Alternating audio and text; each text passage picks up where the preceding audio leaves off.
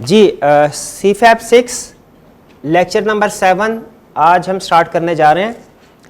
आज के लेक्चर में हम एक तो जो ISA 705 है उसके कुछ पास्ट पेपर के क्वेश्चन डिस्कस करेंगे, फिर उसके बाद ISA 706 डिस्कस करेंगे। ये दो हमारे आज बड़े ऑब्जेक्टिव हैं।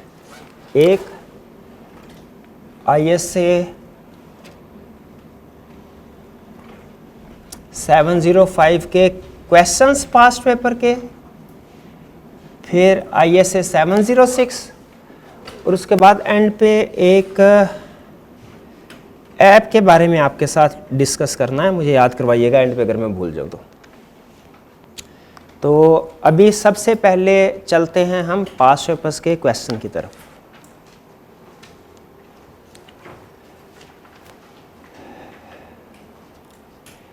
जी अच्छा, क्वेश्चन की तरफ जाने से पहले मैं आपके साथ शेयर कर दूं ICAP के जो पास्ट पेपर्स और उनके सॉल्यूशन, उनके कमेंट्स और मार्किंग स्कीम, ये चार चीज़ें PDF फॉर्म में आपके पोर्टल पे भी शेयर कर दी गई है ऑनलाइन स्टूडेंट्स के लिए, और आपके व्हाट्सएप ग्रुप में भी शेयर कर दी गई है। ठीक है, आपने क्या करना है, और आज हम इसको फोटोकॉपियर के पास भी रखवा देंगे। आप अगर फोटोकॉपियर से इसकी कॉपी लेना चाहें, फोटोकॉपियर से भी इसकी कॉपी ले सकते हैं। सॉफ्ट फॉर्म में यूज़ करना चाहे सॉफ्ट फॉर्म में यूज़ कर सकते हैं। किसी और जगह से प्रिंट निकलवाना चाहें निकलवा सकते हैं। लेकिन मेरी सजेशन ये है कि आपने in past paper, solution, comments और मार्किंग स्कीम, ये 4 फाइल के प्रिंट लेने हैं और ये आपके पास मौजूद होने चाहिए। हमारी कोर प्रैक्टिस होगी इससे। ये ICAP के पास्ट पेपर्स हैं और ये मैंने कोशिश की है कि लेटेस्ट जो अटैम्प्ट हुई है समर 2021 की, इससे लेके बैकवर्ड 2001 तक आपको क्वेश्चन और सॉल्यूशन, कमेंट्स वगैरह जो जो अवेलेबल हैं जिस स्टूडेंट के, वो आपके साथ शेयर कर दूं। लेकिन याद रखिएगा 2008 समर 2008 से आगे ICAP ने सजेस्टिव सॉल्यूशन देने शुरू किए थे। इससे पहले सजेस्टिव सॉल्यूशन ICAP नहीं शेयर किया करता था। ठीक है, और प्रोबेबली समर 2011 की अटेम्प्ट से ये ओपन बुक शुरू हुआ है। ये CFAP का पेपर ओपन बुक, इससे पहले ओपन बुक पेपर नहीं होता था। तो 2011 से जो पहले वाले क्वेश्चंस होंगे उनमें आप देखेंगे केस स्टडीज भी है, लेकिन आपको रिप्रोडक्शन के क्वेश्चन भी नजर आएंगे। ठीक है, 2011 के बाद जब ओपन बुक हो गया उसके बाद रिप्रोडक्शन के क्वेश्चन आपको नजर नहीं आएंगे। लेकिन इसका ये मतलब नहीं है कि 11 से पहले वाले क्वेश्चन हमारे साथ इररेलेवेंट हो गए, नहीं। आपने उनको भी गो थ्रू करना है और उसमें से जो कंसेप्ट वो पूछ रहा होगा आपने उसको अंडरस्टैंड करना है और इंश्योर करना है कि आप उसके सवाल को समझ गए हैं और उसका आंसर आपको पता है कि कहाँ से मिलेगा या क्या उसका आंसर है। ठीक है, वो यूँ समझ लीजिए आपकी स्टैंडर्ड की प्रैक्टिस के लिए ज़रूरी है।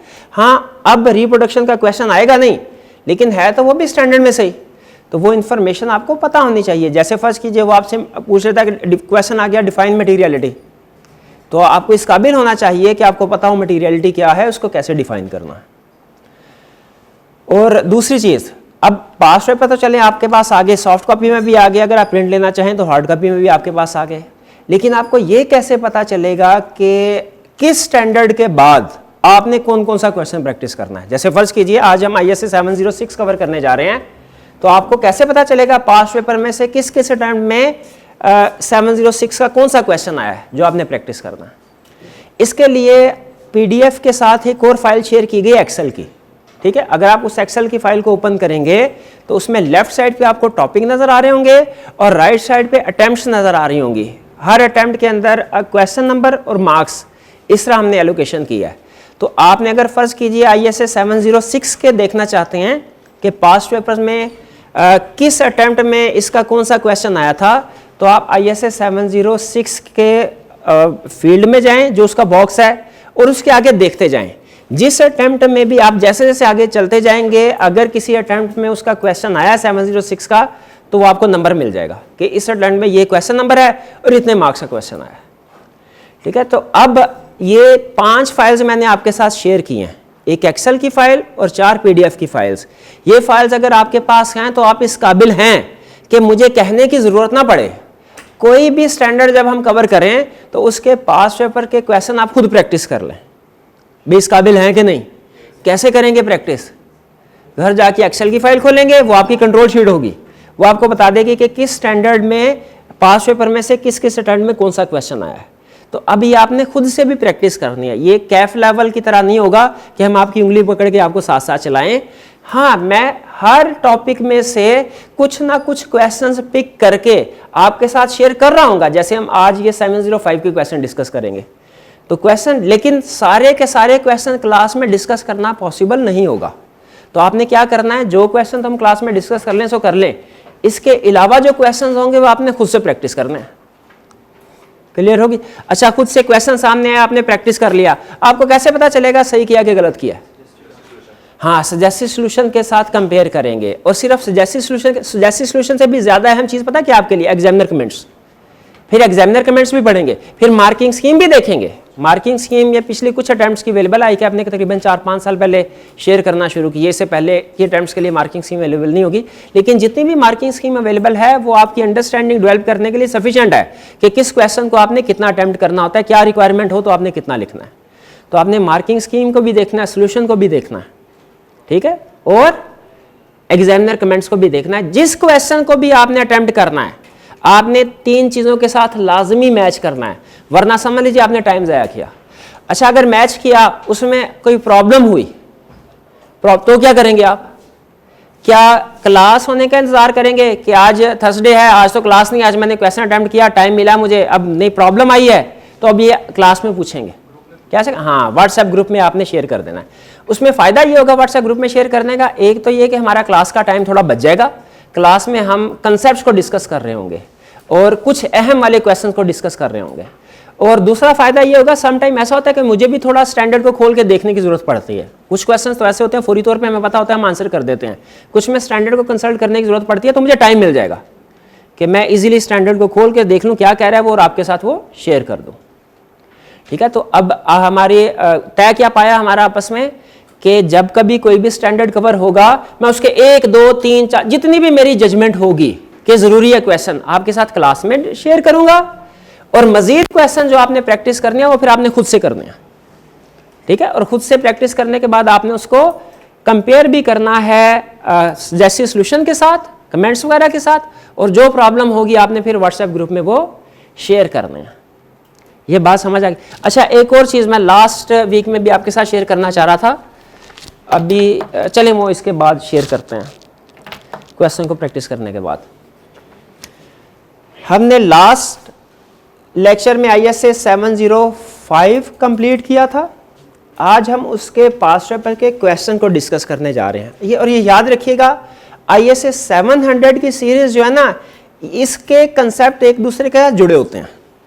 इसलिए ये डिफरेंशिएट करना कि अगर मैं ISA 705 का क्वेश्चन उठाऊं तो उसमें सिर्फ 705 के कंसेप्ट हो, 706 का कोई कंसेप्ट ना हो, ये मुश्किल है। क्योंकि CFAP की केस स्टडी और कैफ की केस स्टडी में आपको बताया था यही फर्क है। कैफ की केस स्टडी एक वक्त में एक ही टॉपिक को डील कर रही होती है, CFAP की केस स्टडी एक वक्त में मल्टीपल टॉपिक्स को डील कर रही होती है। तो पॉसिबिलिटी है कि कोई क्वेश्चन ऐसा आए जिसमें ऐसा कंसेप्ट भी डिस्कस हो रहा हो जो हमने अभी नहीं पढ़ा हो। मैं आपके साथ ब्रीफली अगर ऐसा आता है तो डिस्कस करता रहूंगा, आपने उसको नोट कर लेना। तो अभी ये हमारे सामने क्वेश्चन है, स्टार्ट करें जी डिस्कशन। चलिए, ये क्वेश्चन ISA 705 का। सबसे पहले याद रखें, एग्जाम में कोई भी क्वेश्चन आता है ना, अगर आपने सबसे पहले उसकी रिक्वायरमेंट को पढ़ना है। सबसे पहले क्या करना है? रिक्वायरमेंट को पढ़ना है। रिक्वायरमेंट को पढ़ के ये अंदाजा लगाना है कि किस स्टैंडर्ड का क्वेश्चन है। अगर आपने ये अंदाजा लगा लिया, समझ लीजिए आधा काम आपका हो गया। तो हम चलते हैं इसकी रिक्वायरमेंट की तरफ। सबसे पहले रिक्वायरमेंट नीचे क्या कह रहा है? कह रहा है explain the possible effects of the situation described above on BL's financial statements for the year ended December 31, 2008 and discuss implication thereof, if any, on the audit report। ठीक है, ऑडिट रिपोर्ट के ऊपर इंप्लीकेशन बतानी है और financial statement में भी effect बताना। नोट कीजिए, एक नहीं 2 रिक्वायरमेंट है। कौन सी 2 रिक्वायरमेंट है? इफेक्ट ऑन फाइनेंशियल स्टेटमेंट भी बताना है और इफेक्ट ऑन रिपोर्ट भी बताना है। अच्छा, ऑडिट रिपोर्ट के लफ्ज से हमें पता चल गया ये कौन सी एंगेजमेंट है? Audit engagement. ठीक है। और प्रोबेबली जब वो मेंशन नहीं करता कि कोई special type of audit engagement है, तो इसका मतलब है हमारी जो जनरल पर्पस फाइनेंशियल स्टेटमेंट्स का ऑडिट है उसकी बात कर रहा है, यानी ISA 700 सीरीज के। तो क्या इस रिक्वायरमेंट को पढ़ के हमें अंदाजा लगता है कि ये किस स्टैंडर्ड में से क्वेश्चन उसने बनाया है? 700 के सीरीज में से। लेकिन याद रखें, हर रिक्वायरमेंट को पढ़ के आप अंदाजा नहीं लगा पाएंगे। कुछ रिक्वायरमेंट इस तरह की होगी, what should be auditors course of action in this situation, what should auditor do in this situation. अगर इस तरह की वर्डिंग है ना, तो इस तरह के सेंटेंस से आप हरगिज अंदाजा नहीं लगा सकते ये किस स्टैंडर्ड का क्वेश्चन है। ठीक है, तो कुछ रिक्वायरमेंट्स को पढ़ के पता चल जाएगा, कुछ केसेस में रिक्वायरमेंट्स को पढ़ के नहीं पता चलेगा कौन सा स्टैंडर्ड है। वो फिर हमने क्वेश्चन की इंफॉर्मेशन को एनालाइज करके अंदाजा लगाना होगा। क्वेश्चन की इंफॉर्मेशन से पता चल जाता है, ये ध्यान में रखिएगा, कोई मुश्किल बात नहीं होती। तो यहां से हमें गुड न्यूज हमारे लिए कि हमें पता चल गया ये 700 की सीरीज है। अब चलते हैं हम वन बाय वन इन इश्यूज को डिस्कस करते हैं। सबसे पहले कह रहे you are the senior in charge on the external audit. External audit को अंडरलाइन करना है आपने। ये नेचर ऑफ एंगेजमेंट बताता है, कभी ऑडिट होगा, कभी रिव्यू होगा, ठीक है, कभी वो किसी और एंगेजमेंट की बात कर रहा होगा। तो मैंने आपको बताया था हमारे प्रोसीजर और हमारी रिपोर्ट ये एंगेजमेंट टू एंगेजमेंट डिफर करती है। तो एक्सटर्नल ऑडिट है, इसका मतलब है 700 series of brown limited, A company dealing in consumer products. ठीक है, ब्राउन लिमिटेड कौन है? हमारा क्लाइंट है। अच्छा नोट कीजिए, क्या उसने ये बताया कि लिस्टेड है कि अनलिस्टेड है? नहीं बताया। तो इसका मतलब यह है प्रोबेबली इस क्वेश्चन में लिस्टेड और अनलिस्टेड की वजह से कोई मसला नहीं आएगा। लेकिन याद रखिए हमने ये नोट करना है। मैंने आपको ये हाईलाइट इसलिए करवा रहा हूं क्योंकि हमारे कुछ ऑडिट के कंसेप्ट्स हैं वो लिस्टेड कंपनीज के ऊपर एप्लीकेबल है। ठीक है, जैसे आपको याद होगा वो की ऑडिट मैटर की बात हुई थी। ठीक है, हाँ, आगे चल के जहां पे उसने मेंशन नहीं किया होता ना, वहां पे फिर हम एजम्पशन ले सकते हैं कि अगर ये लिस्टेड कंपनी है तो ये सिचुएशन होगी, अनलिस्टेड है तो ये होगी। लेकिन वो उस सूरत में अगर लिस्टेड और अनलिस्टेड की इंप्लीकेशन डिफरेंट होगी। डीलिंग इन कंज्यूमर प्रोडक्ट्स, ये उसने क्या बताया हमें? Nature of business. Nature of business देखिए, क्वेश्चन में ना एक चीज ध्यान में रखिएगा, एग्जाम में जो पेपर आएगा, पेपर में क्वेश्चन, उसका एक एक लफ्ज आपको पता होना चाहिए क्या है और क्यों उसने दिया है। ठीक है, सम टाइम एक एक लफ्ज की इंप्लीकेशन होती है। Nature of product, consumer product बताया उसने। क्या क्लाइंट की नेचर ऑफ प्रोडक्ट क्या है ये हमारे लिए रेलिवेंट है? हाँ बिल्कुल। लेकिन किस क्वेश्चन में रेलिवेंट होती है भला? रिस्क असेसमेंट के क्वेश्चन में।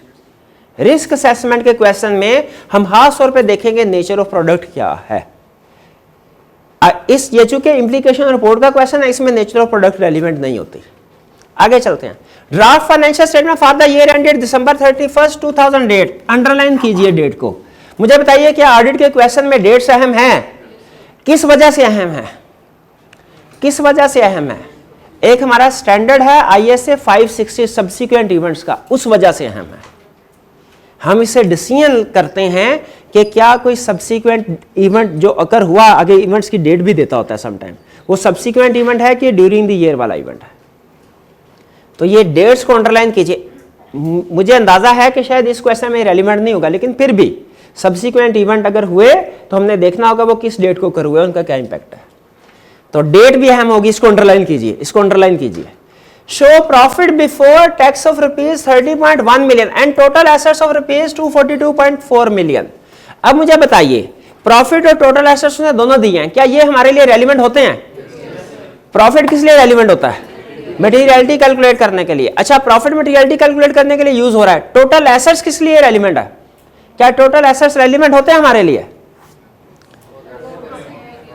अगर प्रॉफिट दिया नॉर्मली रेलिवेंट नहीं होंगे नॉर्मली, लेकिन दो सिचुएशन में रेलिवेंट हो जाते हैं।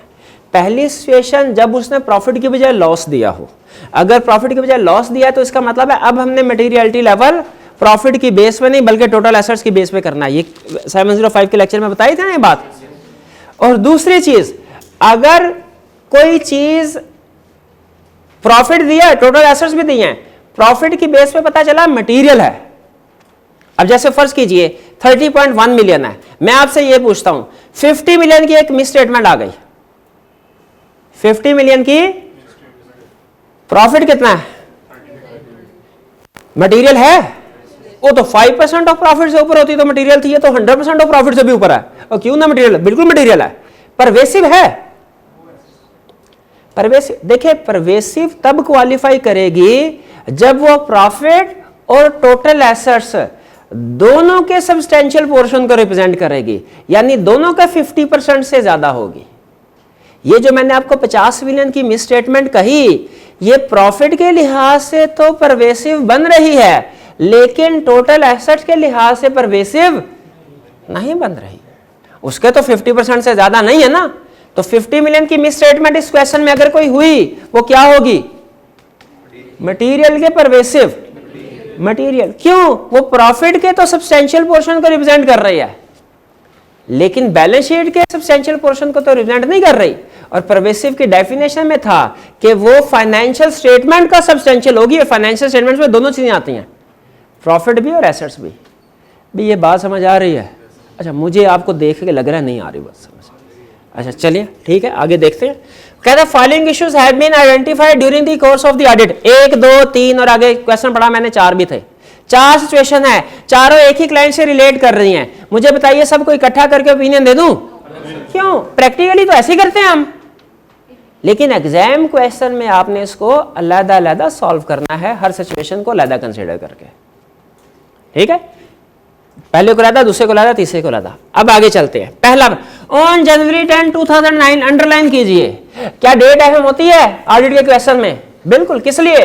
सब्सिक्वेंट इवेंट्स को आइडेंटिफाई करने के लिए। क्या ये सब्सिक्वेंट इवेंट बन रहा है? डेट के लिहाज से ये ईयर एंड के बाद है, ईयर एंड के बाद है। On January 10, 2009 a liquidator has been appointed. Liquidator कौन होता है? जब कोई पर्सन बैंकरप्ट हो जाए, ऑफिशियली अपॉइंट होता है, साइनी उसके एसेट को बेच के लायबिलिटी सेटल करता है। Liquidator has been appointed at Express Pakistan Limited. Express Pakistan Limited कौन है? क्या हमारा क्लाइंट है? नहीं, नहीं। EPL a major customer of the company, company का मेजर कस्टमर है। मेजर को अंडरलाइन कीजिए। मेजर का मतलब क्या होता है? मटेरियल के परवेसिव के दोनों हो सकते हैं, दोनों हो सकते हैं, दोनों हो सकते हैं लफ्ज मेजर। मेजर कस्टमर है कंपनी का। Sales to EPL during the year under review amounting to rupees 35% of BL's revenue. 35% of BL's revenue इसको भी अंडरलाइन कीजिए। And the balance due from EPL at December 31st, 2008 was rupees 5.89 million. भाई यहाँ तक clear है? Information सारी पढ़ ली। मुझे बताइए ये एडजस्टिंग इवेंट है कि नॉन एडजस्टिंग इवेंट है? कैसे पता चला एडजस्टिंग इवेंट है?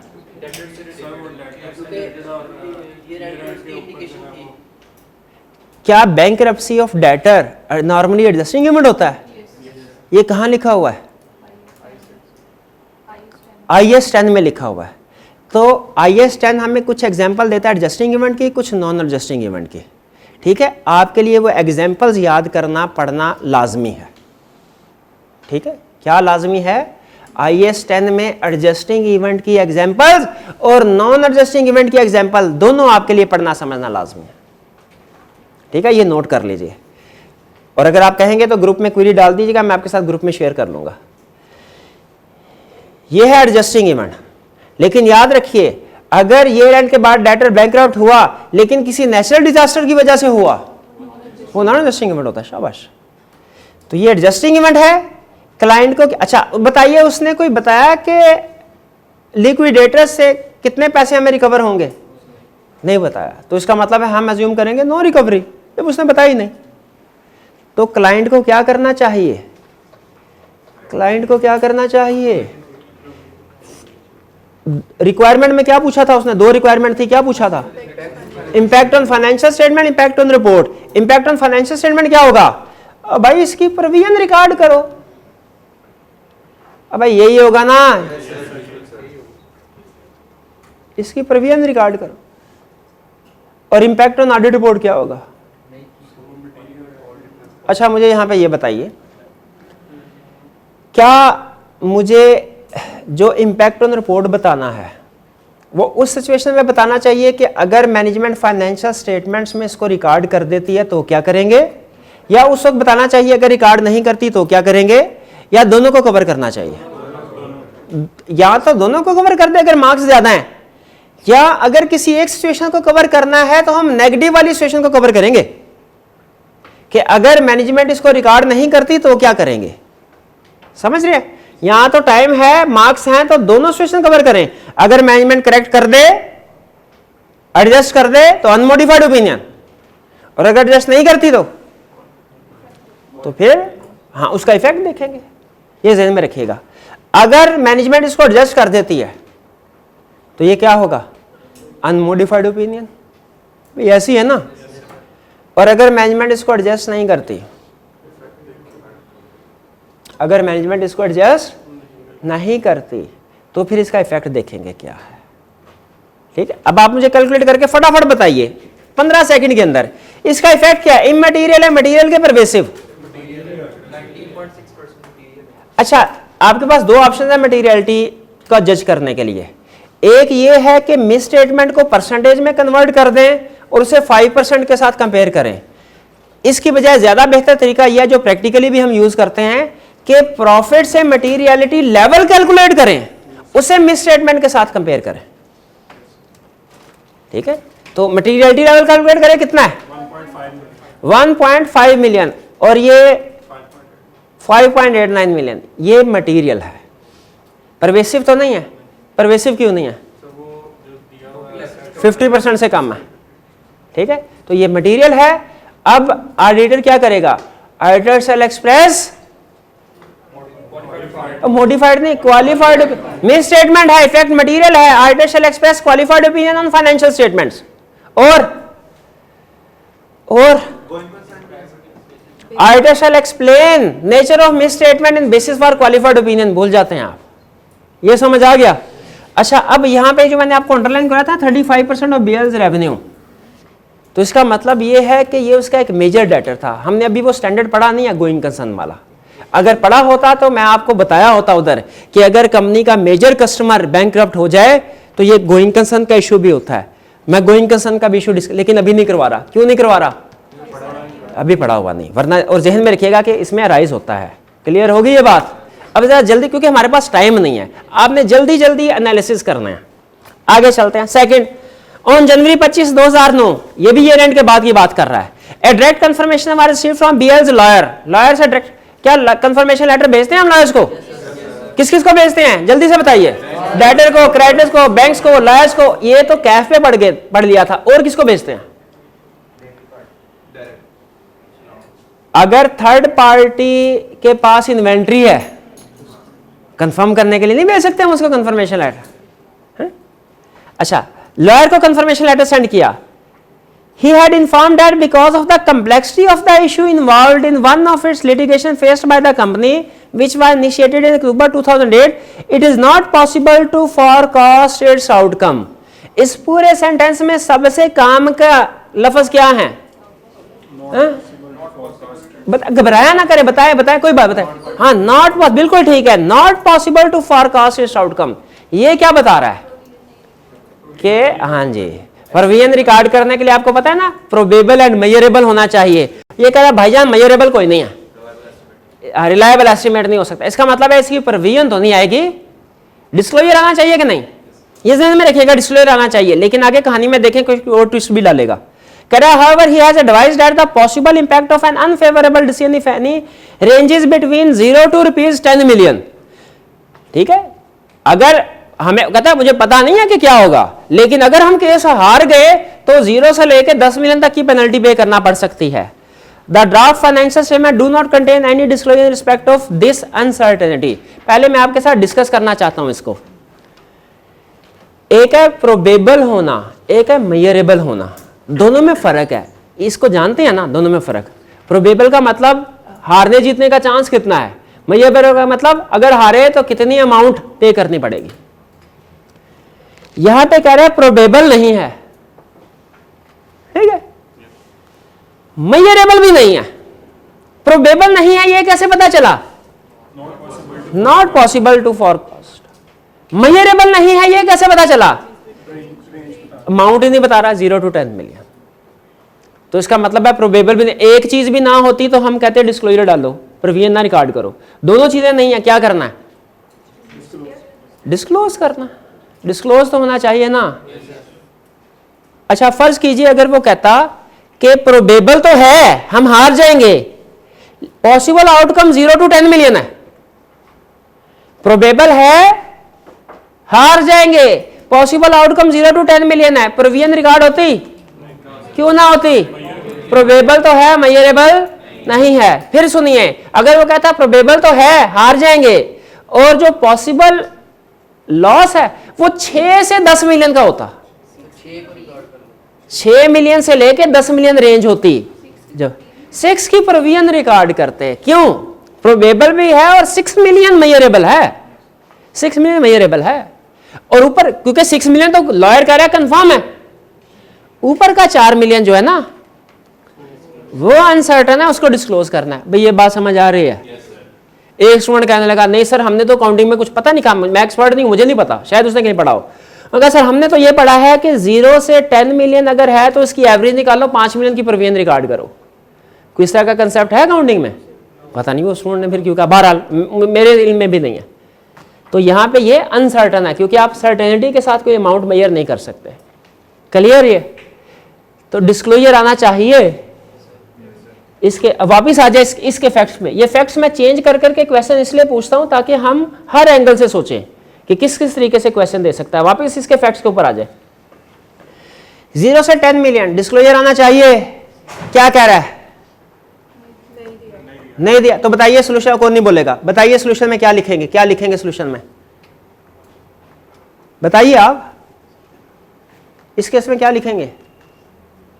मेरा ये ख्याल है हम ये लिखेंगे कि ये मिस स्टेटमेंट है, ऑडिटर को क्वालिफाइड ओपिनियन एक्सप्रेस करना चाहिए, ये लिखेंगे। कुछ नहीं पता क्या क्या लिखेंगे? ये लिखेंगे। भाई बोल तो मैनेजमेंट से डिस्कस करेंगे, अगर मैनेजमेंट डालती है तो फिर पहले आप रिक्वायरमेंट भूल गए। रिक्वायरमेंट में 2 चीजें थी, इंपैक्ट ऑन फाइनेंस, हाँ पहले इंपैक्ट ऑन फाइनेंशियल स्टेटमेंट बताना है, बाद में इंपैक्ट ऑन रिपोर्ट की तरफ आना है। एग्जाम में सबसे अहम चीज पता है क्या होती? 6 महीने तैयारी उतनी अहम नहीं होती। मैं कई दफा ये बात करता होता हूँ, जितना एग्जाम में रिक्वायरमेंट को समझना और उसके मुताबिक आंसर करना है। इंपैक्ट ऑन फाइनेंशियल स्टेटमेंट क्या आएगा? उसको डिस्क्लोज करें। और इंपैक्ट ऑन ऑडिट रिपोर्ट में क्या लिखेंगे? अगर मैनेजमेंट इसको डिस्क्लोज कर देती है तो ठीक है, अनमॉडिफाइड ओपिनियन। लेकिन क्या कोई और इंपैक्ट भी आ सकता है?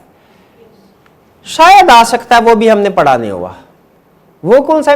एमसीजो मैटर या की ऑडिट मैटर, लेकिन अभी हमने नहीं पढ़ा हुआ, इसलिए मैं उसकी तरफ आपको नहीं लेके जा रहा, सिर्फ हाईलाइट करवाया। और अगर मैनेजमेंट इसको डिस्क्लोज नहीं करती तो फिर मिस स्टेटमेंट, तरतीब से चले, मिस स्टेटमेंट है, इफेक्ट क्या है?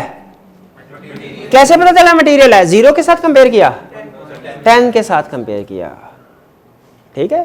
तो 10 मिलियन मटेरियल है तो कौन सा ओपिनियन आएगा? Qualified opinion. ये क्लियर? तो समझ आई? चले आगे चले।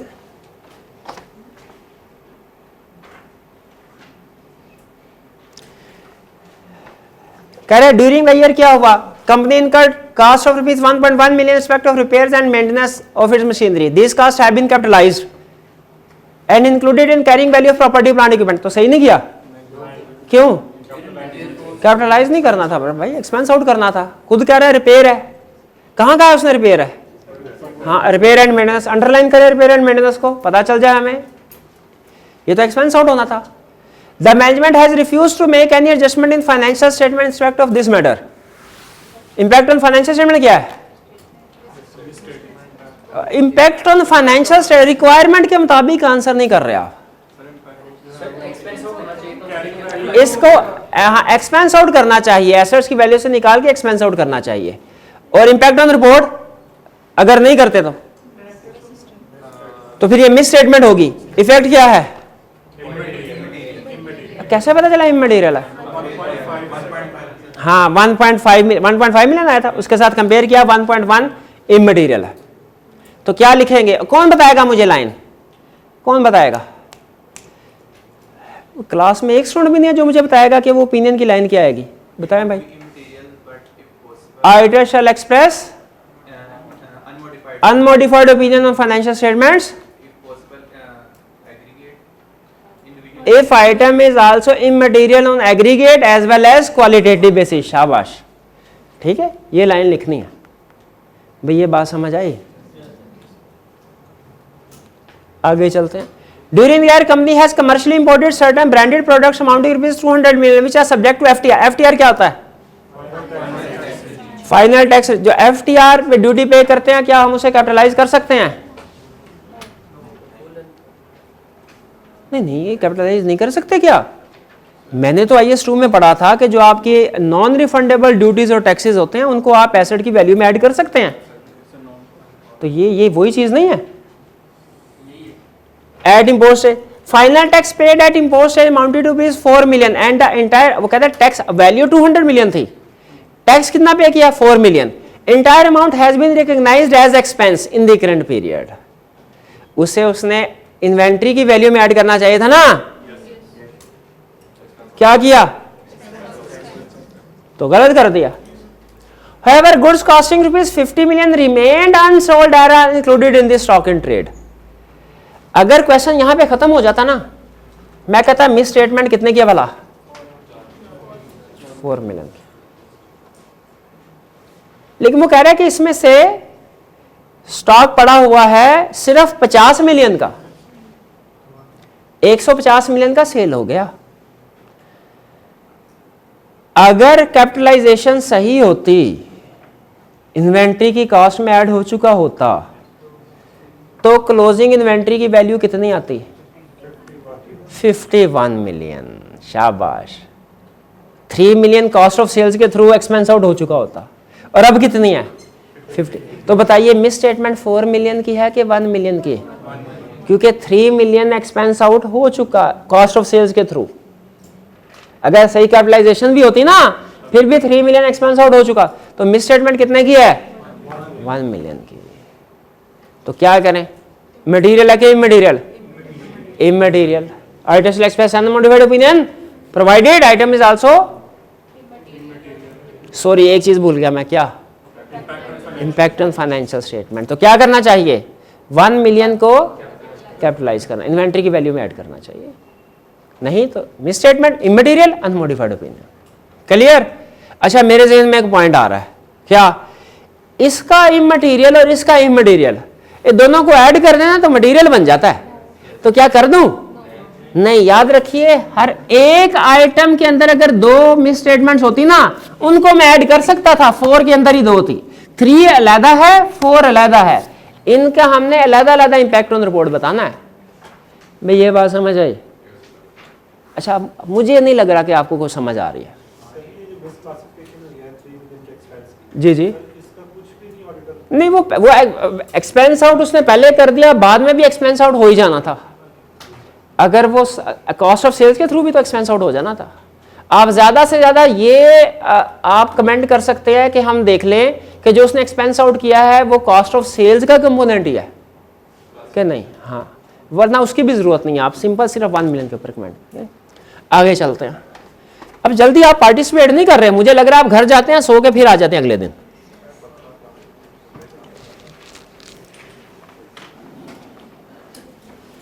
You are the senior responsible for the audit. Audit को अंडरलाइन करें, क्यों करवाया underline?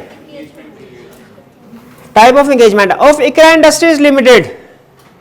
During the course of the audit, you became aware that a legal action has been initiated against IL by some of its customers.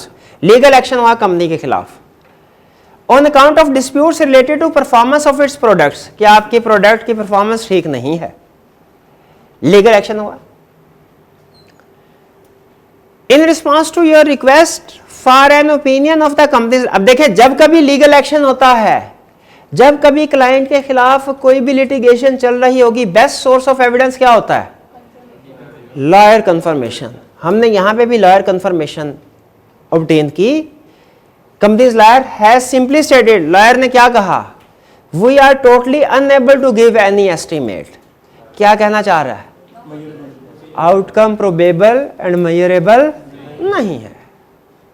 No provision was made in the financial statement for the possible loss as a result of the claims which are considered to be material. कोई provision नहीं record, तो ऐसे ही होना चाहिए था, क्योंकि possible and measurable नहीं है, हमारा प्रोविजन का क्राइटेरिया नहीं मीट करते। Or for the related legal expenses although details of legal claims were fully disclosed in the notes. Detail सारे के सारे पूरे डिस्क्लोज कर दिए गए थे। डिस्क्लोजर मौजूद है, प्रोविजन नहीं रिकॉर्ड की। क्या प्रोविजन रिकॉर्ड होनी चाहिए इस केस में? क्यों नहीं होनी चाहिए? प्रोबेबल मेजरेबल नहीं है। हाँ, लेकिन अभी हमने नहीं पढ़ा, आज के लेक्चर में पढ़ेंगे क्या कि अगर कोई एक्सेप्शनल लिटिगेशन हो ना तो एमसीएस मैटर पैराग्राफ आता है। तो इसमें ओपिनियन हमारा कौन सा आएगा? अनमॉडिफाइड। लेकिन हमने रिपोर्ट में MCS of matter paragraph add करना है। लेकिन मैं फिर एक गलती कर गया। क्या क्वेश्चन बता सकता है क्या गलती की मैंने? इफेक्ट ऑन फाइनेंशियल स्टेटमेंट नहीं बताया। मैंने रिक्वायरमेंट नहीं पढ़ी पहले। सबसे पहले केस हर क्वेश्चन में रिक्वायरमेंट पढ़ने की याद डालें। Comment on the implication of above matter on the auditors report and financial statements of IR. ठीक है, ऑडिट रिपोर्ट, फाइनेंशियल स्टेटमेंट्स, उसके ऊपर कमेंट करना। वैसे ये रिक्वायरमेंट थोड़ी सी आगे पीछे है। मैं अगर क्वेश्चन बनाता तो मैं फाइनेंशियल स्टेटमेंट पहले लिखता और इंपैक्ट ऑन ऑडिट रिपोर्ट बाद में पूछता, क्योंकि रिपोर्ट पे इंपैक्ट क्या आएगा ये डिपेंड करता है फाइनेंशियल स्टेटमेंट पे।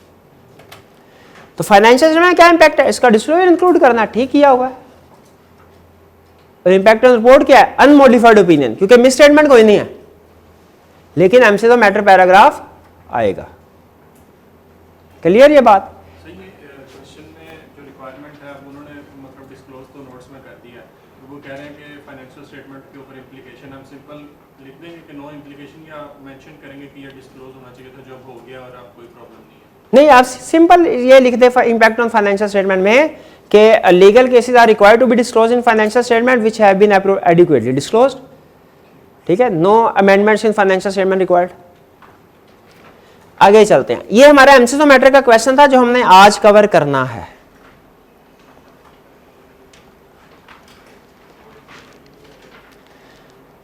नेक्स्ट, सबसे पहले रिक्वायरमेंट,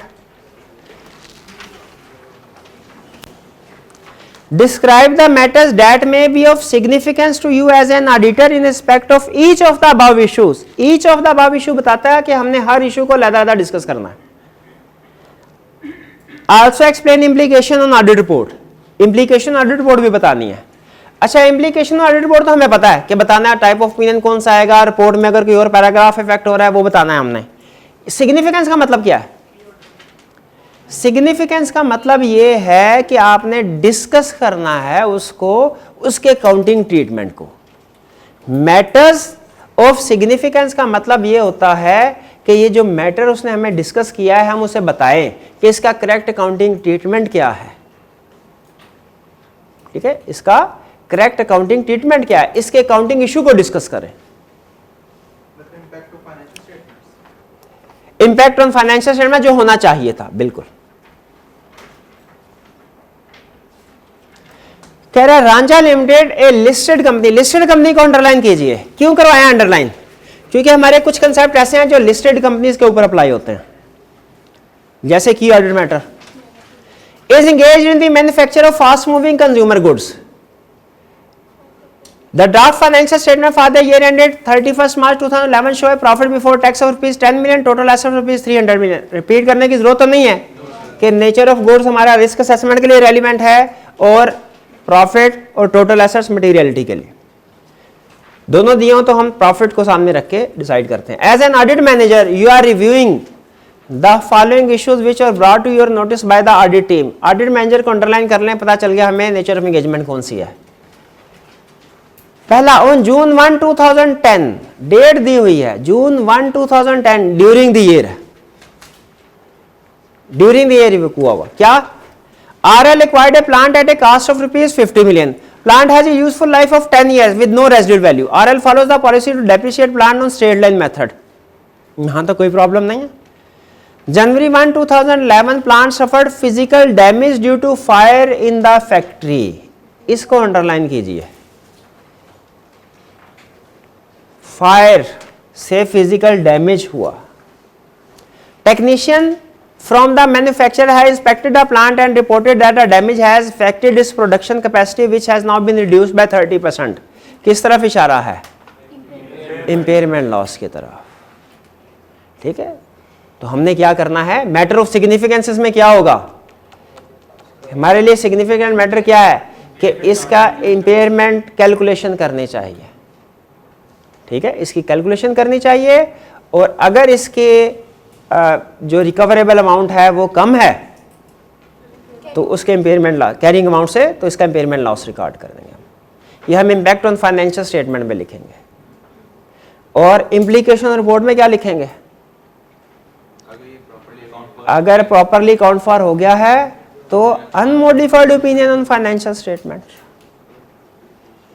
ठीक है, हाँ की ऑडिट मैटर पैराग्राफ आ सकता है जो भी हमने नहीं पढ़ा, क्योंकि जब इंपेयरमेंट होती है, इंपेयरमेंट चूंकि एक कम्प्लेक्स कैलकुलेशन होती है, इसमें सम टाइम हम एक्सपर्ट को भी इंगेज करते हैं, तो इसीलिए इंपेयरमेंट के केस में की ऑडिट मैटर इंक्लूड करते हैं। लेकिन चूंकि अभी वो हमने नहीं पढ़ा हुआ, इसीलिए मैं उस तरफ आपको नहीं लेके जा रहा, सिर्फ इशारा दे रहा हूं उसका। ठीक।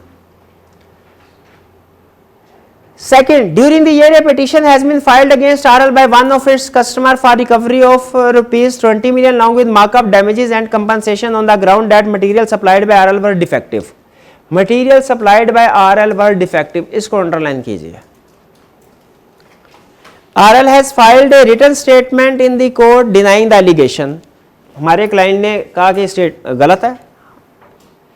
RL's legal advisors of the view that the final liability of the company may range from 0% to 50%, यानी फाइनल लाइबिलिटी हो सकती है 0 से लेके 10 मिलियन तक, 0 से 10 मिलियन, ये ज़हन में रखिएगा। क्या ये मेजरेबल है? नहीं है, शाबाश। However, at this point of time, it is not possible to determine the amount with reasonable degree of accuracy. No provision in this regard has been made in draft financial statement. Draft financial statement में कोई provision record नहीं की। क्या करनी चाहिए थी? नहीं करनी चाहिए थे। क्यों नहीं करनी चाहिए थे? मेजरेबल नहीं। तो डिस्क्लोज किया होगा क्या? नहीं, ये नहीं बताया हुआ। तो हम ये बताएंगे कि इसको डिस्क्लोज करना चाहिए फाइनेंशियल स्टेटमेंट्स में। अगर मैनेजमेंट ने इसको डिस्क्लोज कर दिया है, अनमोडिफाइड ओपिनियन आएगा। लेकिन लिटिगेशन की वजह से आपको क्या बताया, या एमसीजो मैटर या की ऑडिट मैटर आएगा। ठीक है, लेकिन वो चूंकि अभी हमने नहीं पढ़े, इसीलिए आपके जहन में शायद अभी वो ना आया हो। लेकिन अगर आपने वो जो मैंने आपसे रीडिंग कहा था, कैफ लेवल की रीडिंग करके आए हो, तो आपको पता चल गया होगा कि एक्सेप्शनल लिटिगेशन है, इस केस में हम एमसीजो मैटर पैराग्राफ इंक्लूड करते हैं। नहीं भी आया जहन में, कोई मसले की बात नहीं, आज हमने डिस्कस करना है। और अगर मैनेजमेंट ने इसको डिस्क्लोज नहीं किया, हाँ, अगर मैनेजमेंट ने इसको डिस्क्लोज नहीं किया, तो फिर ये क्या है? मिसस्टेटमेंट है। इफेक्ट इसका क्या होगा? 10 मिलियन है। इफेक्ट तरतीब से चलें, पहले बताएं मिसस्टेटमेंट है कि नहीं, फिर बताएं इफेक्ट क्या है, फिर ओपिनियन की तरफ है। डायरेक्ट ओपिनियन पे जंप ना लगाएं, इजी नंबर स्किप हो जाते हैं। तो इफेक्ट क्या होगा? क्वालिफाइड ओपिनियन, इफेक्ट मटेरियल, और impact on report qualified opinion. Clear हो गया? और ये भी लाइन लिखेंगे, auditor shall explain in basis for qualified opinion nature of misstatement. Clear? ये फिर इसके बाद इन अप्रैल 2007 आरएल एक्वायर्ड, अच्छा ये पुरानी बात है, कोई 4 साल पुरानी। आपको याद है हमारा ईयर एंड क्या था? हाँ जी, March 2011। RL acquired hi-tech production management software for ₹10 million. The useful life of software is 10 years. During the year, it was discovered that in the past the software was erroneously amortized. Erroneously को underline कीजिए, गलती से amortize हुआ using life of 20 years. बताइए ये change in estimate का case है कि एरर करेक्शन का? एरर करेक्शन का। अब IAS 8 अगर आपने पढ़ा, आपको याद है तो बताइए, एरर करेक्शन का इफेक्ट प्रोस्पेक्टिव होता है रेट्रोस्पेक्टिव? रेट्रोस्पेक्टिव। वो देखते हैं उसने क्या किया है, management has decided to adjust the amount short provided over the remaining useful life. Management कह रही है हम इसको रिमेनिंग लाइफ में एडजस्ट करेंगे। तो सही कर रही है क्या? ये प्रोस्पेक्टिव एप्लीकेशन है। हमें क्या बताना चाहिए मैटर ऑफ सिग्निफिकेंस में कि इसके रेट्रोस्पेक्टिव एडजस्टमेंट होनी चाहिए। ठीक है, अगर प्रोस्पेक्टिव करते हैं तो वो मिस स्टेटमेंट होगी, और इंपैक्ट ऑन रिपोर्ट में बता देंगे कि ये मिस स्टेटमेंट है और इसका इफेक्ट क्या होगा, 10 मिलियन का खरीदा है, इसका मतलब है एनुअल डेप्रिसिएशन कितनी होनी चाहिए थी, 1 मिलियन, वो कितनी करते रहे हैं 0.5, तो तकरीबन 2 मिलियन का फर्क आएगा। ये रफ सी कैलकुलेशन करके उसे बता दें, और मटेरियल है क्वालिफाइड ओपिनियन आएगा। क्लियर हो गया ये, ठीक है, चलिए जी जी। हमारा मटीरियलिटी लेवल था 0.6 मिलियन। अच्छा ठीक है, तो सर ये जो 2 मिलियन की स्टेटमेंट वाला है, हाँ इस साल में तो पिछले साल से रिलेट कर रहे हैं। हाँ जी, पिछले साल से रिलेट कर रहे हैं, लेकिन उसका इफेक्ट जो है, ओवरऑल इफेक्ट तो इस साल आया ना। पिछले सालों में भी जब हम उसको रीस्टेट करेंगे बैक डेट से, तो आप ये कह रहे हैं कि उसका हर साल में इम्पैक्ट 0.5 मिलियन आना चाहिए, लेकिन इस साल एसेट की लाइफ कितने से रिड्यूस होगी, एसेट की लाइफ कितने से होगी, तो 2 मिलियन से ही होगी ना जब उसको एडजस्ट करेंगे। इसीलिए उसका जो इफेक्ट होगा हमारा वो 2 मिलियन का होगा इस साल में। क्लियर, चलिए आगे चलते हैं।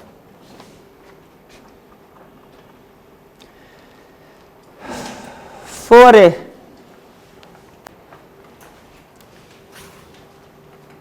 ये नीचे ना अटेम्प्ट्स भी दी हुई है, आप जब घर जाएं तो इसका कंप्लीट सॉल्यूशन कमेंट्स और मार्किंग स्कीम के साथ रिकमेंडेड है कि उसको जरूर पढ़ लीजिएगा। अभी तो हम सिर्फ की पॉइंट डिस्कस कर रहे हैं ना, कंप्लीट सॉल्यूशन भी आप पढ़ लीजिएगा, कंसेप्ट ताज़ा ताज़ा डिस्कस हुए होंगे, घर जाके इस क्वेश्चन को देखेंगे, आसानी से इसको समझ लेंगे।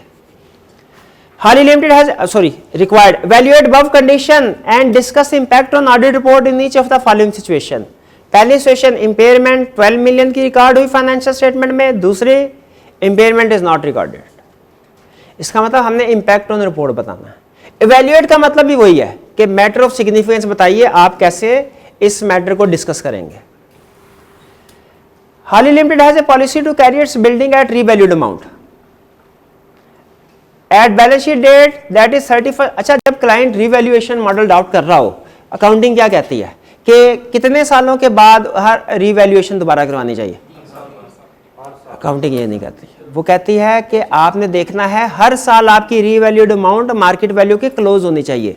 अगर क्लोज है तकरीबन तो आपको रीवैल्यूएशन करवाने की जरूरत नहीं है, लेकिन अगर सिग्निफिकेंट डिफरेंस आ रहा हो, आपको लग रहा है कि जी मार्केट वैल्यू डिफरेंट है और जो आपने रीवैल्यूएशन मॉडल के मुताबिक वैल्यूएशन है वो डिफरेंट है, तो हर साल आपको रीवैल्यूएशन करवानी पड़ेगी।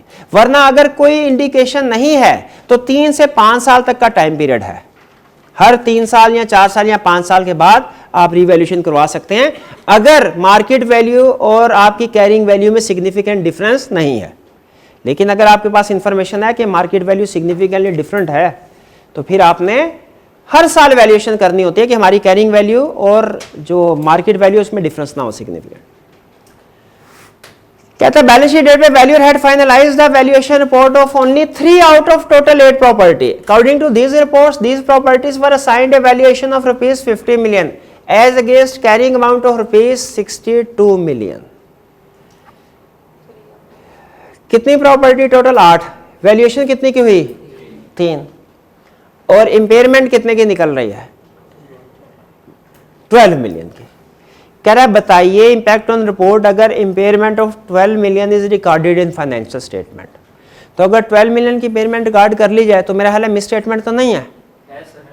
नहीं, फिर भी मिस स्टेटमेंट है। कैसे मिस स्टेटमेंट है? इंटायर क्लास को रीवैल्यू नहीं किया, इंटायर क्लास को रीवैल्यू नहीं किया हमने, तो ये स्टिल मिस स्टेटमेंट है। और इसमें चूंकि बाकी प्रॉपर्टी की वैल्यू हमारे पास नहीं है, इसलिए क्वांटिफिकेशन पॉसिबल नहीं है। आपको याद है हमने 705 में पढ़ा था कि बेसिस फॉर क्वालिफाइड ओपिनियन या एडवर्स ओपिनियन में मिस स्टेटमेंट को एक्सप्लेन करते हुए क्वांटिफिकेशन भी इंक्लूड करनी है, लेकिन कुछ केसेस ऐसे होते हैं जिनमें क्वांटिफिकेशन पॉसिबल नहीं है। ये उसकी एक एग्जांपल है। तो इसमें बहरहाल मिस स्टेटमेंट है। हम कहेंगे अगर इफेक्ट मटेरियल है तो क्वालिफाइड ओपिनियन, परवेसिव है तो एडवर्स ओपिनियन। और अगर इंपेयरमेंट रिकॉर्ड नहीं की जाती तो स्टिल मिस स्टेटमेंट है। ये तो डबल मिस स्टेटमेंट होगी, एक तो सिलेक्टिव रिवैल्यूएशन की वजह से और दूसरा जिसकी रिवैल्यूएशन की है उनकी भी रिकॉर्डिंग नहीं हुई। तो दोनों सूरतों में मिस स्टेटमेंट है, हमारा इंपैक्ट ऑन रिपोर्ट सेम आएगा। ये क्लियर? जी जी। नहीं नहीं नहीं नहीं नहीं नहीं, आप ये प्रोजेक्शन नहीं, एक प्रॉपर्टी किसी और वैल्यू की होती है, किसी और वैल्यू की होती है, ये थोड़ी कर सकते हैं एवरेज आउट करके। उनका पॉइंट ऑफ व्यू है सर एवरेज आउट कर ले, एक प्रॉपर्टी की 4 है, 4 8 32, 32 की एडजस्टमेंट डाल ले। नहीं नहीं नहीं, इस तरह नहीं सर, थोड़ी होगा, हर प्रॉपर्टी की वैल्यू डिफरेंट है।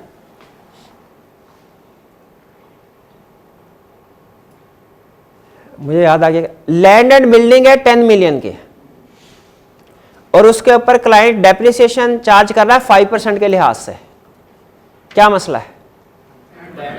हाँ, लैंड एंड बिल्डिंग को इकट्ठा नहीं करना, लैंड लैदा करना है, उसके ऊपर डेप्रिसिएशन नहीं लगली, बिल्डिंग लैदा होगी उसके ऊपर डेप्रिसिएशन चार्ज होगी, ठीक है। तो इस तरह इकट्ठे करके हम नहीं एवरेज आउट नहीं कर सकते चीज़ों को। B, during the year ended 31st December 2012, Chirag Limited has changed its policy for valuation of investment in subsidiary from the fair value to cost value. Had the company continued with its previous policy for valuation of investment at fair value, subject value would have been reduced by rupees 50 million. जी बताइए, क्या fair value से cost से fair value पे जा सकते हैं? Fair value से cost पे आ सकते हैं? रीवैल्यूएशन मॉडल से कॉस्ट मॉडल पे आ सकते हैं क्या? नहीं। लेकिन स्टैंडर्ड कहता है ये नॉर्मल सिचुएशन नहीं है, ये रेयर केस है, लेकिन आ सकते हैं। अगर आप समझते हैं कि इससे financial statements fair view present करेंगी, आ सकते हैं, ठीक है। Matter should be considered in respect of बस situation and possible impact thereof on audit report. तो इसमें इंपैक्ट ऑन रिपोर्ट बताना है, तो मिस स्टेटमेंट नहीं है, अनमोडिफाइड ओपिनियन एक्सप्रेस करेंगे। अच्छा, इसमें मैं एक चीज़ बता दूं, मेरी अकाउंटिंग मैंने आपको पहले बता दिया इतनी स्ट्रांग नहीं है। शायद एक स्टूडेंट के साथ डिस्कशन हो रही थी, वो बता रहा था कि फाइनेंशियल इंस्ट्रूमेंट का स्टैंडर्ड है, वो ये बताता है कि आपकी जो इन्वेस्टमेंट होगी ना, जो आप कंपनीज में करते हैं, वो हमेशा फेयर वैल्यू पे ही होगी। आप में से किसी स्टूडेंट को ये कंसेप्ट है कि ये बात ठीक है? फेयर वैल्यू और कॉस्ट दोनों लाउड होते हैं? अच्छा ठीक है, क्योंकि मेरी अपनी अंडरस्टैंडिंग यही थी कि फेयर वैल्यू और कॉस्ट दोनों, वो डिपेंड करता है कि आपने उसको किस पर्पस के लिए होल्ड किया है। अगर आपने उसे शॉर्ट टर्म ट्रेडिंग बेनिफिट्स के लिए होल्ड किया है तो फिर वो फेयर वैल्यू पे आती है, और उसमें भी दो ऑप्शन होती हैं, एक fair value through profit and loss, एक होती है फेयर वैल्यू थ्रू इक्विटी। हाँ जी बिल्कुल ठीक है, चलिए ये क्लियर हो गया। तो इसका मतलब इसमें हम इस नतीजे पे पहुंचे कि वो फेयर वैल्यू से कॉस्ट पे आ सकता है, उसकी इंटेंशन चेंज हो गई होगी, उसने कहा होगा नहीं अब मैंने लॉन्ग टर्म रखना है, तो कॉस्ट पे आ सकता है, कोई मिस स्टेटमेंट नहीं। क्लियर? आगे चलते हैं। लास्ट क्वेश्चन है आज का हमारा, ये है जी विंटर 2017 का। सबसे पहले क्या करना है? Specify the steps that you would take in the above situation and discuss possible. अच्छा, इतनी को स्टेटमेंट पढ़ के मुझे ये अंदाजा नहीं हो रहा किस टॉपिक का क्वेश्चन है। आगे कह रहे हैं discuss possible effect on audit report if the materiality limit on this audit is ₹80 million. अब मुझे पता चल गया ये ऑडिट रिपोर्ट का क्वेश्चन है, तो स्टार्ट करते हैं। इसमें क्या कहानी हमें बता रहा है? कह रहे हैं you have been the auditor of Venus limited for past few years. पिछले कई सालों से आप ऑडिटर हैं। ऑडिटर को अंडरलाइन कर ले, नेचर ऑफ एंगेजमेंट हमें पता चल गई। फिर कह रहा है during the current years audit the report of the valuation expert shows that the fair value of building of VL is slightly above their carrying amount. कि जो वैल्यूएशन रिपोर्ट है वो कैरिंग अमाउंट से थोड़ी सी ज्यादा है। However, during the course of audit, you discovered a copy of draft report by the same valuer in which the value assigned to the building was lower by ₹20 million. आपके हाथ एक और report लग गई जिसमें सेम वैल्यूअर ने जो valuation दी थी वो 20 मिलियन कम थी। While investigating the matter, audit senior has identified that had the asset been revalued on the basis of the unsigned valuation report, it would have resulted in breach of a loan covenant. ये अगर तो इसको हम वो जो unsigned valuation report आई ना हमारे हाथ लग गई, उसकी बेस पे वैल्यूएशन करते तो कितना इंपैक्ट आता? तो इसकी वजह से कि लोन एग्रीमेंट ब्रीच हो जाता। You also noted that the same valuer has been used by VL for the last many years. Same valuer has been used for the last many years. इसको भी अंडरलाइन कर रहे हैं। मेरा पहला question, इसमें इशू क्या है? इसमें इशू क्या है? क्या आपको कंफर्म है रिपोर्ट गलत है कि इंडिकेशन है? इंडिकेशन है। याद रखें, जब कभी इनकंसिस्टेंसी ऑफ एविडेंस हो, इनकंसिस्टेंसी ऑफ एविडेंस का मतलब एक सोर्स, हमने पढ़ा था ना डिफरेंट सोर्सेस से एविडेंस मिलता है, ISA 200 में पढ़ा था ना डिफरेंट सोर्सेस से एविडेंस मिलता है। तो अगर एक सोर्स से जो एविडेंस मिला वो दूसरे सोर्स के साथ इनकंसिस्टेंट हो तो हमने क्या करना होता है, किसकी बात माननी होती है, इंटरनल एविडेंस की कि एक्सटर्नल एविडेंस की? गलत, गलत, ना इंटरनल ना एक्सटर्नल। आपको बताया था कि इसमें हम फर्दर इन्वेस्टिगेशन करते हैं। No doubt external more reliable होता है, लेकिन हमेशा जब कभी इनकंसिस्टेंसी होगी हम क्या करते हैं, फर्दर इन्वेस्टिगेशन करते हैं। इसी क्वेश्चन को थोड़ा सा चेंज करके आई कि आपने एक और अटेम्प्ट में पूछा है, उसमें सिर्फ उसने ये कहा कि जी दो वैल्यूअर थे, एक वैल्यूअर ने ये रिपोर्ट दी है, इन्वेस्टिगेशन के दौरान में आपके हाथ एक दूसरे वैल्यूअर की रिपोर्ट लगी जिसमें वैल्यूएशन डिफरेंट थी। अब क्या करेंगे, सेम सिचुएशन है कि दो डिफरेंट एविडेंस है, दोनों एक दूसरे के साथ इनकंसिस्टेंट है, हम फर्दर प्रोसीजर परफॉर्म करेंगे। हम क्या कर सकते हैं, हम उसे नहीं पहले उस एक्सपर्ट से तो पूछ लें कि भाईजान आपने पहले रिपोर्ट दी थी वो कुछ और थी, अब रिपोर्ट दी है, ये क्या चक्कर है, ठीक है। और खास तौर पे जो उसने हमें फैक्ट दिया ना ये कि same value have been used by VL for the last many years, इससे हमें इंडिकेशन मिल रही है कि इंडिपेंडेंट नहीं था, इंडिपेंडेंट नहीं था, मैनी ईयर से वैल्यूएशन रिपोर्ट अगर दे रहा, इंडिपेंडेंट नहीं था, तो उससे फिर उसके बाद हम अपना एक्सपर्ट भी इंगेज कर सकते हैं, बिल्कुल कर सकते हैं, उससे पूछेंगे क्या वैल्यूएशन है। अगर वो कहता है कि जी हमारा एक्सपर्ट ये कहता है, या अब प्रोसीजर परफॉर्म करने से हमें पता चलता है जो अनअसाइंड रिपोर्ट वैल्यूएशन रिपोर्ट थी जिसका इंपैक्ट कितना आ रहा था, 20 मिलियन वैल्यू बिल्डिंग की कम हो रही थी, ये वैल्यू ठीक है, यानी तो मिस स्टेटमेंट कितनी अमाउंट की हुई, 20 मिलियन की ना। अब देखिए जब हम अपना एक्सपर्ट इंगेज करेंगे, फर्दर इन्वेस्टिगेशन करेंगे, या तो साबित होगा जो करंट वैल्यूएशन है वो ठीक है, या साबित होगा जो 20 मिलियन कम वाली वैल्यूएशन थी वो ठीक थी। अगर तो साबित होता है जी कि करंट वैल्यूएशन ठीक है तो फिर कोई मिस स्टेटमेंट है नहीं है, हम अनमॉडिफाइड ओपिनियन देंगे। हाँ, अगर हमने की ऑर्डर मैटर 701 पढ़ा होता तो मैं आपसे ये कहता, चूंकि इसमें हमने एक्सपर्ट को यूज किया है, रिवैल्यूएशन मॉडल यूज हो रहा है, तो ऐसी सिचुएशन में की ऑर्डर मैटर आता है। लेकिन अभी वो नहीं पढ़ा इसलिए उस तरफ आपको नहीं लेके जा रहा, सिर्फ इशारा दे रहा हूं, वापस आ जाए। अगर ये साबित होता है कि जी 20 मिलियन की मिस स्टेटमेंट है, यानी बिल्डिंग की वैल्यूएशन 20 मिलियन से कम होनी चाहिए थी, तो मिस स्टेटमेंट है, इफेक्ट क्या है, इमटेरियल, गलत। मटेरियल कैसे भाई, अमाउंट मटेरियलिटी की अमाउंट है 80 मिलियन और ये 20 मिलियन की मिस स्टेटमेंट है। मटेरियलिटी लेवल 80 मिलियन हो तो क्या 20 मिलियन की मिस स्टेटमेंट मटेरियल हो सकती है? एक केस में हो सकती है, कब? क्वालिटेटिवली। और क्वेश्चन में कहीं से इंडिकेशन मिल रही है आपको जिससे पता चले कि ये क्वालिटेटिवली मटेरियल है? Breach of loan covenant, breach of loan covenant, इसको अंडरलाइन कीजिए। ब्रीच ऑफ लोन कोविनेंट, इस वजह से हमें यह पता चला, अंदाजा हुआ कि अब ये इंपैक्ट इसका मटेरियल होगा क्योंकि क्वालिटेटिवली मटेरियल है। लोन कोविनेंट पता ना आपको, लोन एग्रीमेंट, ये स्टूडेंट ने क्वेश्चन में पूछा था स्टार्ट में कि वो लिस्ट ऑफ मिस स्टेटमेंट में डेट कोविनेंट का जिक्र है, वो क्या है?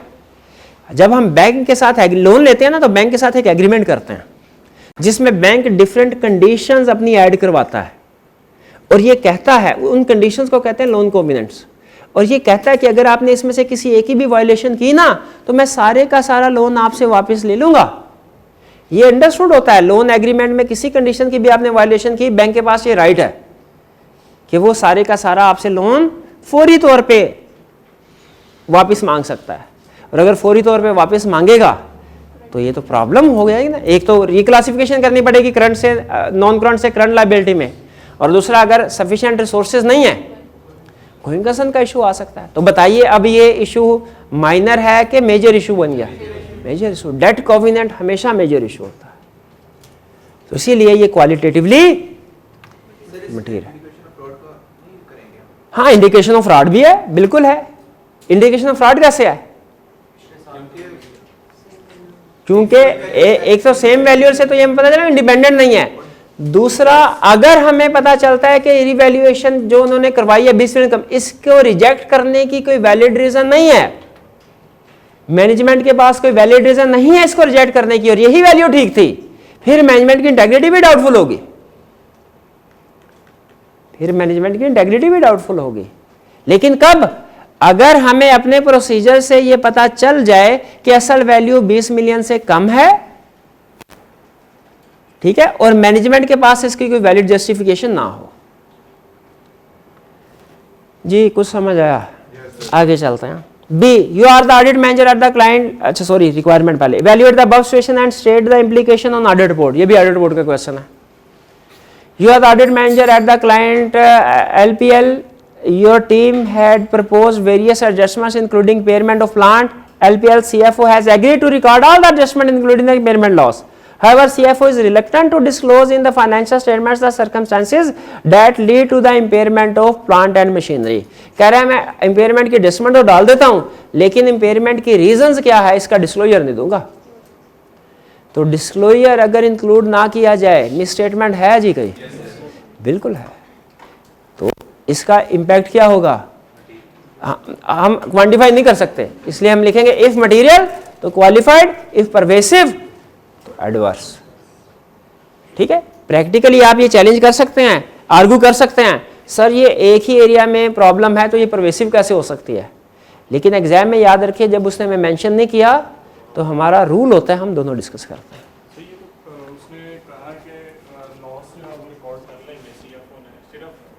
डिस्क्लोजर नहीं देंगे, ठीक है, तो जी हाँ बिल्कुल इंपेयरमेंट लॉस का डिस्क्लोजर रिक्वायर्ड है, कंडीशन सर्कमस्टेंसेस देनी होती हैं, बल्कि ये तो फिक्स एसेट की बात है। जहां तक मेरी अंडरस्टैंडिंग है IS2 भी रिक्वायर करता है कि अगर आपकी इन्वेंट्री NRV पे आ रही है ना तो वो सर्कमस्टेंसेस डिस्क्लोज करनी होती हैं। अब मैंने अकाउंटिंग पुरानी पढ़ी है, मुझे कंफर्म नहीं, लेकिन इस तरह की सिचुएशन थी डिस्क्लोजर रिक्वायरमेंट्स में, आप जाके देख लीजिएगा, ये डिस्क्लोजर रिक्वायर्ड है। भाई क्लियर हो गया? अच्छा एक चीज़ ध्यान में रखिएगा, इसमें मैंने इंटेंशनली कोशिश की है कि क्वेश्चन मॉडरेट लेवल के हों पास पेपर के ही, ताकि आपको ये कॉन्फिडेंस हो कि अच्छा हमने जो नॉलेज लिया उसकी बेस पे पास पेपर के क्वेश्चन कर सकते हैं। लेकिन मैंने मॉडरेट लेवल के सिलेक्ट किए, ना इजी ना डिफिकल्ट, ठीक है, ताकि आपका थोड़ा कॉन्फिडेंस बन जाए, आप थोड़ा एक दफ़ा वार्म अप हो जाएं, उसके बाद फिर बाकी की केस स्टडीज भी आप अटेम्प्ट कर लें। अब आपने करना क्या, घर जाके पहले इन्हीं केस स्टडीज़ को खुद आपने प्रिंट निकाल लें, आपके पास है, इसके ऊपर ही चाहे सॉल्व कर लें, अपना एनालिसिस कर लें, फिर उसके बाद सजेस्टिव सॉल्यूशन एग्जामिनर कमेंट के साथ कंपेयर करें और देखें आपने क्या चीज़ कम की लिखी है, क्या चीज़ ज़्यादा लिखी है। ये वैल्यूएशन आपने करनी है पहले से। क्लास में इतना टाइम नहीं होता कि एक एक चीज़ के ऊपर हम डिटेल में लिखें, फिर भी उसके जो रेलिवेंट फैक्ट सारे हमने क्वेश्चन के डिस्कस कर लिए हैं, लेकिन आपकी प्रेजेंटेशन काउंट करेगी एग्जाम में। इसलिए आपकी प्रेजेंटेशन के लिए ये कह रहा हूँ कि बेहतर है कि आप इसको एक दफ़ा इन्हीं क्वेश्चन को से स्टार्ट करें, इनको अपने हाथ से निकाल लें, सॉल्यूशन के साथ कंपेयर करें, एग्जामिनर कमेंट्स के साथ कंपेयर करें और देखें क्या वीकनेस है आपके सॉल्यूशन में। भाई ये काम कर लेंगे। अच्छा ये काम लाजमी कीजिएगा, आजकल में टाइम हो तो कर लीजिएगा, वरना वीकेंड पे कर लीजिएगा, लेकिन लाजमी कीजिएगा, ठीक है। चलिए ये थे हमारे कुछ क्वेश्चंस रिपोर्ट के। इसमें से क्यों मैंने आपको स्टार्ट में बता दिया था कि 700 सीरीज के क्वेश्चन इंटरलिंक्ड होते हैं, सिर्फ 705 के क्वेश्चन अलहदा से निकालना, सिर्फ 706 के, सिर्फ 570 की वो पॉसिबल नहीं होता, वो मिक्स है। इसलिए हमें कुछ शायद 2-3 जगहों पे हमें कुछ ऐसे क्वेश्चन भी मिले जो कि एमसीक्यू ऑफ मैटर या की मैटर से रिलेट करते थे, लेकिन कोई मसला नहीं, कंसेप्ट बिल्ड हो गया, स्टैंडर्ड डिस्कस करते हुए हमारे काम आएगा। ठीक है जी, चलिए अब ये हमारी पास पेपर की डिस्कशन यहाँ पे कंप्लीट होती है, जितनी हमने क्वेश्चन डिस्कस करने थे।